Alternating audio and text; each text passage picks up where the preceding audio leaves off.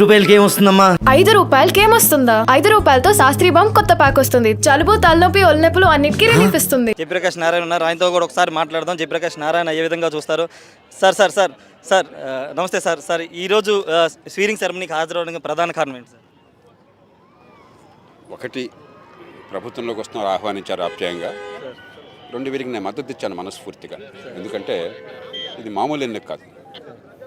ఒక పక్కన సంక్షేమమే పరిపాలన, అభివృద్ధి అక్కర్లేదన్న వాదనకి ఇవాళ ప్రజలు దాన్ని తిరస్కరించారు. సంక్షేమం కావాలి, అభివృద్ధి కావాలి, పిల్లల భవిష్యత్తు బాగుపడాలని చెప్పి.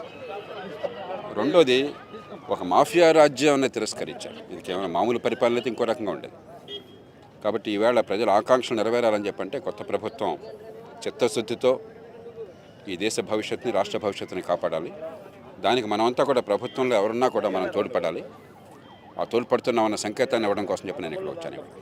సార్, అంటే మొత్తం చూశారు, ప్రధాని కానీ మొత్తం దేశంలో ఉన్నటువంటి పెద్ద పెద్ద జాతీయ నాయకులు రావడం, ఈ పరిణామాలు ఎలా చూస్తారు?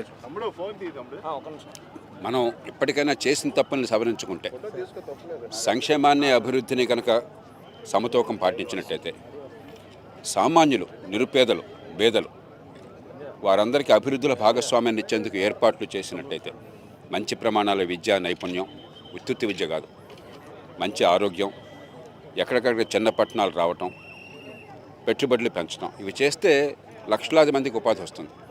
ఆ ఏర్పాట్లు చేస్తే ఖచ్చితంగా రాష్ట్ర భవిష్యత్తు చాలా అందంగా ఉంటుంది.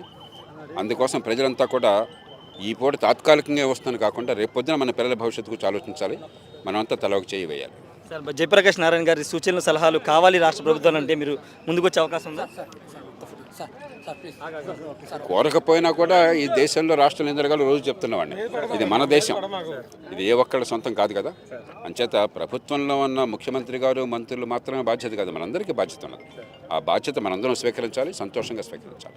Thank you sir. ఖచ్చితంగా ప్రతి ఒక్కరికి బాధ్యత ఉందని జయప్రకాష్ చెప్తున్నారు. అందరూ కూడా కలిసికట్టుగా పనిచేయాలని కూడా చెప్తున్నారు. మరిన్ని వీడియోస్ కోసం ఛానల్ ని సబ్స్క్రైబ్ చేయండి. లేటెస్ట్ అప్డేట్స్ కోసం వాట్సాప్ ఛానల్ ని ఫాలో చేయండి. అండ్ లింక్ డిస్క్రిప్షన్ లో ఉంది.